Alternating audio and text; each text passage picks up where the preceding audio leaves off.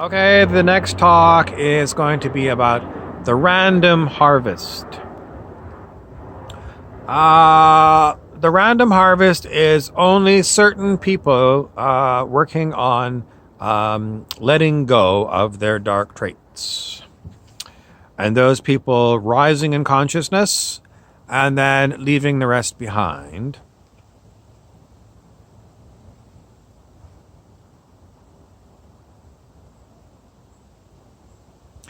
It seems to be what's going on right now.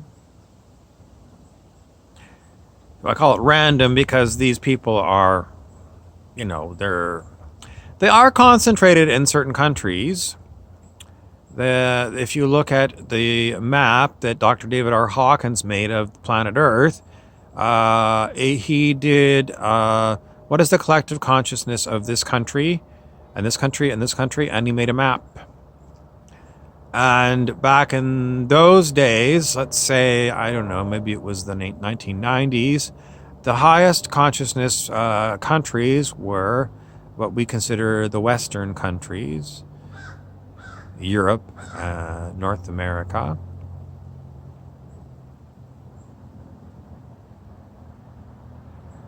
But it's possible that Dr. Hawkins was distorted because he was a rich psychiatrist from the United States, and he associated with low vibrational people such as Sam Walton, the founder of Walmart.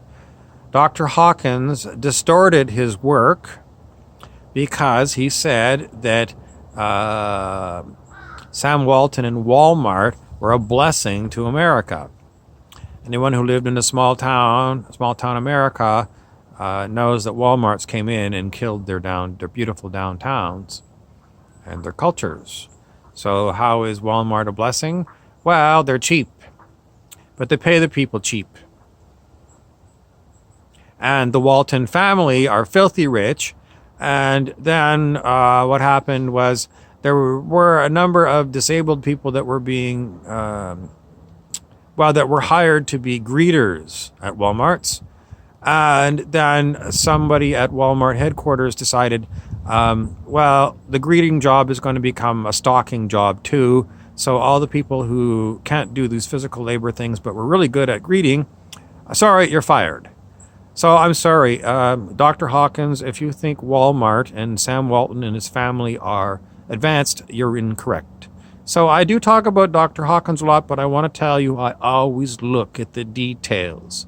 I don't say everything that Dr. Hawkins has said is true. I've found a number of problems with what he's said, and I'm going to call it distortions. Is anything true about the whole thing? Well, it's mostly because I'm trying to get you to raise your consciousness that I talk about these things. And the point of the matter is, Dr. Hawkins used to say his book calibrated at 999 or 1,000. Did it? Dr. Hawkins had a spiritual ego. He said he was enlightened. Was he? No. No, he wasn't. He was a deluded person from Sedona, Arizona. Does that mean all of his work is useless? No. No, it just means that he had a very high opinion of himself, like most doctors do, especially psychiatrists. Psychiatrists are among the stupidest people on the planet. Dr. Hawkins was very well read.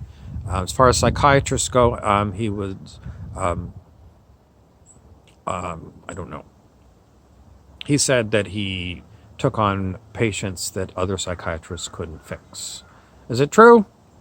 He said that he worked with Nobel Prize-winning scientist Linus Pauling, who worked on things like vitamin C. Vitamin C is an interesting topic because Linus Pauling said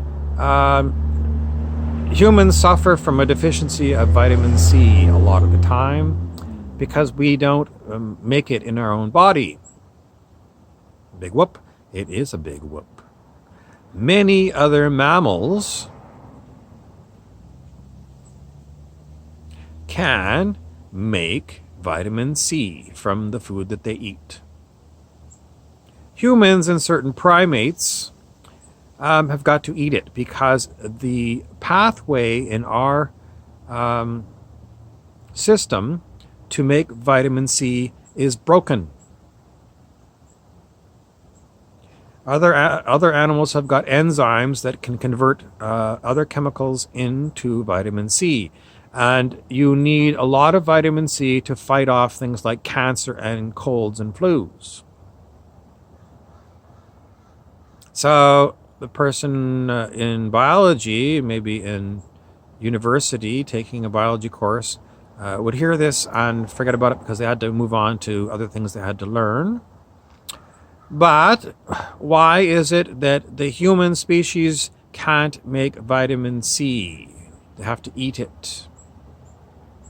Did someone somewhere in our ancient history disable our genetics so we couldn't make vitamin C? Why would they want to do that? The agenda is control. Someone might say, well, it's just a random mutation.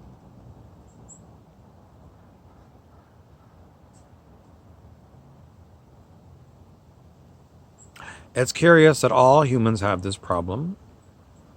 Well, we evolved from a very small group of Homo erectus or something.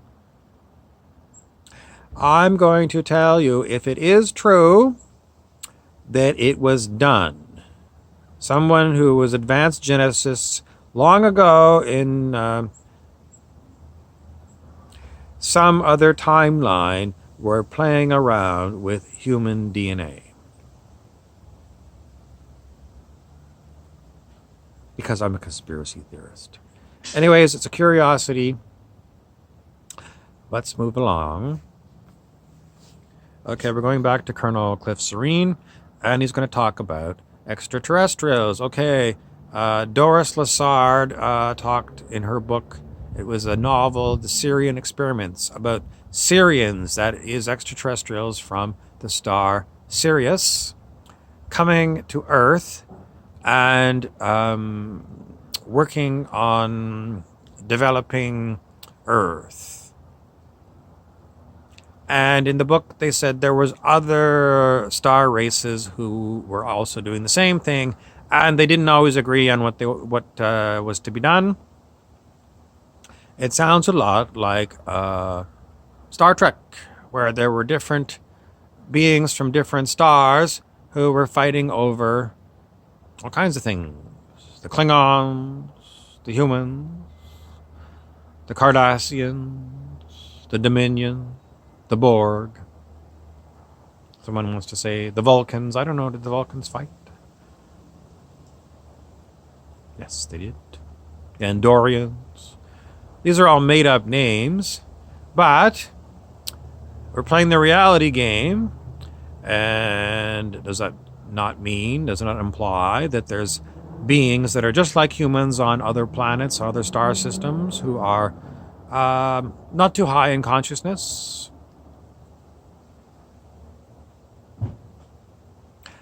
Timelines. Paul Butler talks about timelines and says there's a main timeline that is an ascension timeline, which is going to higher consciousness. And then he said there's a lot of other little timelines that seem to be attached to this timeline, where people have to play out their scenarios or something. You didn't really say that, but I'm sort of filling it in.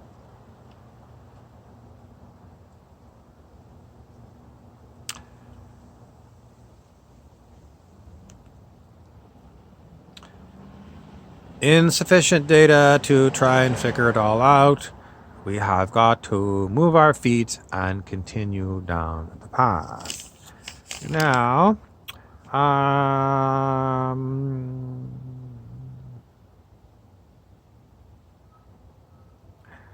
well, I've covered quite a few things here. The last thing I want to talk to you about is the next talk, and it's going to be about the new film, Judy Garland.